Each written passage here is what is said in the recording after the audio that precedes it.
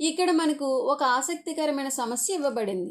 మనకు ఇచ్చిన సమాచారంతో వృత్త రేఖాచిత్రం పై చార్ట్ గీయాలి. మన ముందున్న ప్రశ్న ఏంటంటే 100 లడ్డూల్లో 25% లడ్డూలు అజయ్కి ఇచ్చారు, 60 లడ్డూలు ధాన్వికి ఇచ్చారు మరియు మిగిలిన లడ్డూలు అలీకి ఇచ్చారు. ఈ దత్తాంశాన్ని వృత్త రేఖాచిత్రం పై చార్ట్ ద్వారా సూచించండి. సాధన చూద్దాం. ఇప్పుడు ఈ సమాచారాన్ని వృత్త చిత్రం ద్వారా చూపించాలి. మొత్తం లడ్డూలు 3 వ్యక్తుల మధ్య పంచబడ్డాయి. వారు అజయ్, ధాన్వి, అలీ. కాబట్టి వృత్తంలో 3 రంగులను ఉపయోగించి ప్రతి ఒక్కరికి ఎన్ని లడ్డూలు వచ్చాయో చూపిస్తాం. కానీ ప్రతి రంగు ఎంత పెద్దగా ఉండాలో మనకి తెలియదు. అందుకే మనం ముందుగా ఒక వృత్తాన్ని గీసుకుందాం. ఇప్పటి వరకు అందులో ఎలాంటి రంగులు గీయలేదు. కొన్ని గణనలు చేసిన తర్వాత ఈ వృత్తాన్ని వివిధ రంగులుగా విభజిస్తాం. ఇక్కడ మనం కనుగొనవలసింది ఏంటంటే ప్రతి వ్యక్తి పొందిన లడ్డూల భిన్నానికి అనుగుణంగా వృత్తంలోని భాగం ఎంత ఉండాలి అని. మొత్తం లడ్డూల సంఖ్య మనకి తెలుసు, అలాగే ప్రతి వ్యక్తి పొందిన లడ్డూల సంఖ్య కూడా తెలుసు.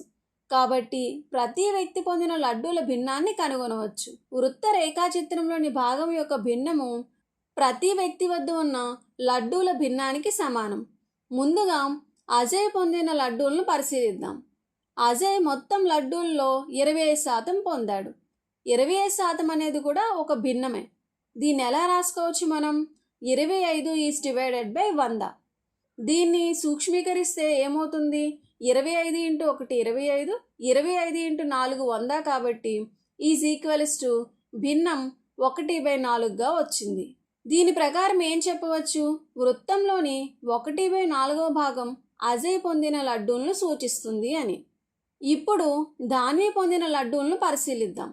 ధాన్వి 60 లడ్డూలు పొందింది. మొత్తం లడ్డూలు ఎన్ని? 100. కాబట్టి ధాన్వి పొందిన లడ్డూల భిన్నం ఏమవుతుంది? 60/100. దీన్ని సూక్ష్మీకరిస్తే 0 క్యాన్సిల్ అయితే 2 × 3 6, 2 × 5 10 భిన్నం 3/5గా వచ్చింది. చివరిగా ఇప్పుడు అలీ పొందిన లడ్డూలను పరిశీలిద్దాం.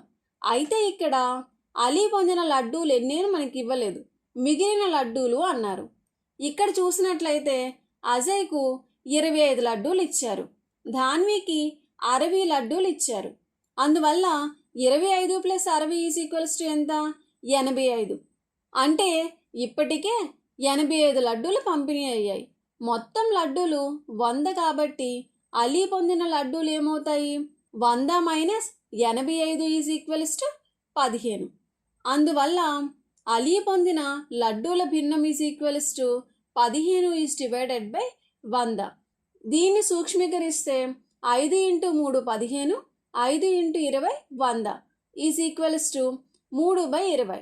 ఇప్పుడు ఈ సమాచారాన్ని సంక్షిప్తంగా రాద్దాం. అజయ్ పొందిన లడ్డూల భిన్నం 1/4, ధాన్వి పొందిన లడ్డూల భిన్నం 3/5, అలీ పొందిన లడ్డూల భిన్నం 3/20. ఇప్పుడు ఈ భిన్నాలను వృత్త చిత్రంలో చూపించడానికి ప్రతి లడ్డూల భిన్నానికి లేదా రంగుకి కేంద్ర కోణాన్ని కనుగొనాలి. దీనికోసం ముందుగా మొత్తం వృత్తం యొక్క కేంద్ర కోణం తీసుకుందాం. అదెంత? 360 డిగ్రీలు. మొదటగా అజయ్కి సంబంధించిన కేంద్ర కోణం కనుగొందాం. అంటే ఏమవుతుంది? = 1/4 వృత్త కోణం 360. దీన్ని సూక్ష్మీకరిస్తే 4 × 1 4, 4 × 9 36. కాబట్టి = 90 డిగ్రీలు. అందువల్ల అజయ్కు సంబంధించిన రంగు యొక్క కేంద్ర కోణం 90 డిగ్రీలు అని చెప్పవచ్చు. తరువాత ధాన్వికి సంబంధించిన కేంద్ర కోణం చూద్దాం. ఏమవుతుంది? = 3/5 × 360. దీన్ని సూక్ష్మీకరిస్తే 5 × 1 5, 5 × 72 360 3 × 72 అంటే 216. అందువల్ల ధాన్వికి సంబంధించిన రంగు యొక్క కేంద్ర కోణం 216 డిగ్రీలు.